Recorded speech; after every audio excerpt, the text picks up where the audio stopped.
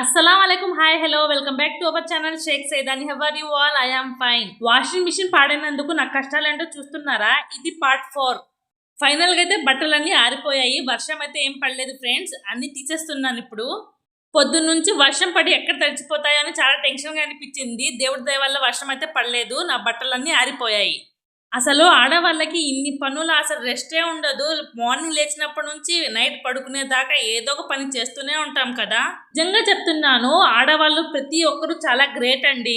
బయటికి వెళ్ళి జాబ్ చేస్తున్న లేడీస్ దగ్గర నుంచి ఇంట్లో ఉండి ప్రతి ఒక్క పనిని, పిల్లల్ని, పెద్దవాళ్ళని ప్రతిదీ చూసుకుంటున్న లేడీస్ దాకా ప్రతి ఒక్కరికి హ్యాండ్స్ ఆఫ్ అండి.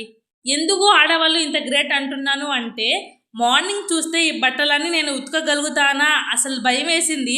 అలాంటిది ఇప్పుడు చూడండి, బట్టలన్నీ ఉతికేసి ఆరేసి ఇప్పుడు మడత పెట్టుకుంటున్నాను.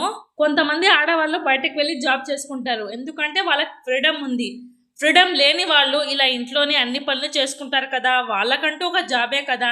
అలాంటి ఆడవాళ్ళని అందరినీ ప్లీజ్ చాలా రెస్పెక్ట్గా చూసుకోండి. మార్నింగ్ టిఫిన్ల నుంచి నైట్ డిన్నర్ దాకా అన్నీ ప్రిపేర్ చేసి పెట్టాలా, పిల్లల్ని చూసుకోవాలా, హస్బెండ్ని చూసుకోవాలా, ఇంట్లో ఫ్యామిలీ మెంబర్స్ని చూసుకోవాలా. ఫైనల్లీ బట్టలు మడత పెట్టడం అయితే అయిపోయింది, ఇంకా సర్దుకోవడమే. వాషింగ్ మిషన్ పాడైనందుకు నేను పడిన కష్టాలు పార్ట్ 4 దాకా చూసిన ప్రతి ఒక్కరికి థ్యాంక్ యూ సో మచ్ అండి. ఈ వీడియో నచ్చినట్లయితే లైక్ చేయండి. ఇలాంటి ఎపిసోడ్స్ కావాలంటే సబ్స్క్రైబ్ చేసుకోండి.